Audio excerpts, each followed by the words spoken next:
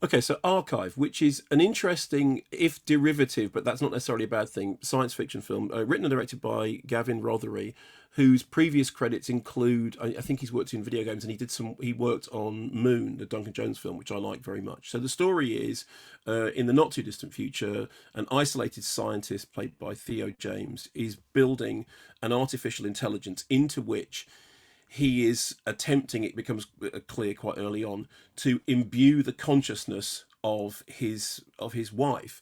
If you remember that film, How Things to Do in Denver When You're Dead, which was a thing about building up databases of people while they're alive, so people can still interact with them after their death. Or you think of, for example, the central character, Brian Oblivion from Videodrome. This is kind of like an advanced version of that. And so what he's trying to do is to recreate something that he has lost in the past from a database which has been collected whilst alive. Here's a clip. Listen to this. Archived clients can expect up to 200 hours of face-to-face interaction with the deceased. But then it must be some sort of download or something, surely, if there's a way of saving consciousness after death. Right, but it's analog, not digital. That's why you only get a certain amount of time.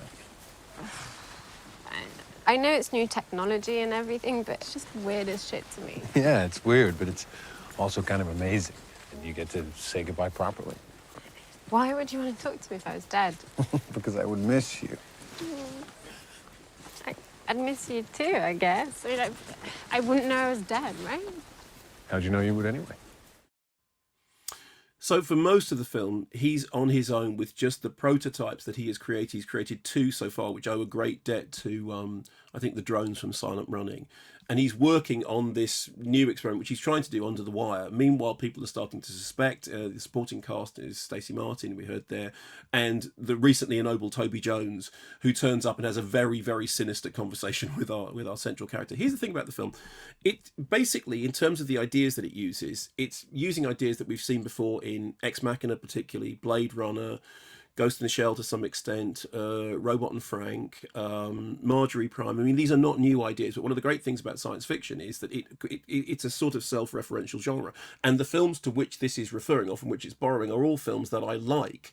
And I'm always interested in that idea about, you know, the persistence of consciousness and the relationship between the bio and the mechanical.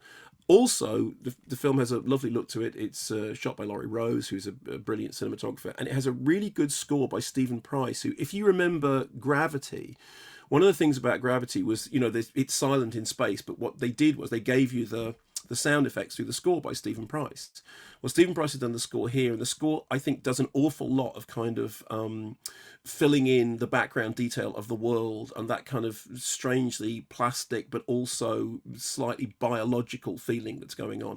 And although I don't think there's anything in it that will surprise or startle genre fans, what I think you will find is that if you are somebody who's interested in those movies and you like Moon, you like Silent Running, you like Solaris, you know, if you like those films, this is a film which takes those ideas, does something with them which we have seen done before, but does it in a stylish way.